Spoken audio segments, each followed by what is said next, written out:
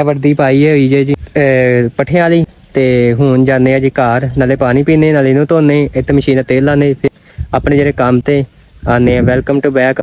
ਤੇ ਇਹ ਆ ਕਿ ਤੁਸੀਂ ਸਬਸਕ੍ਰਾਈਬ ਕਰੋ, ਬੈਲ ਲਾਈਕਨ ਦਬਾ ਦਿਓ, ਇਹਨੂੰ ਮਸਲਨ ਚੈਨਲ ਸਬਸਕ੍ਰਾਈਬ ਕਰਕੇ ਜਾਇਓ, ਠੀਕ। ਤੇ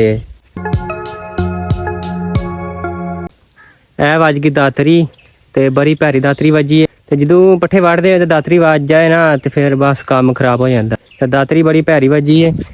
ਤੇ ਜੁੱਤੀ ਲਾਈ ਹੋਈ ਸੀ, ਤੇ ਜੁੱਤੀ ਲਾ ਕੇ ਵੜੇ ਤੇ ਇਹ ਵੇਖੋ ਦਾਤਰੀ ਵੱਜੀ ਹੈ ਤੇ ਵਿੱਚ ਵੀ ਨੰਗ ਗਈ ਨਹੁੰ ਦੇ ਵਿੱਚ, ਤੇ ਲਹੂ ਵਗਣ ਦਿਆ। ਵੇਖੋ ਚੈੱਕ ਕਰੋ, ਇੰਨੀ ਭੈੜੀ ਦਾਤਰੀ ਵੱਜੀ ਜਿਹੜਾ ਕੋਈ ਹਿਸਾਬ ਨਹੀਂ।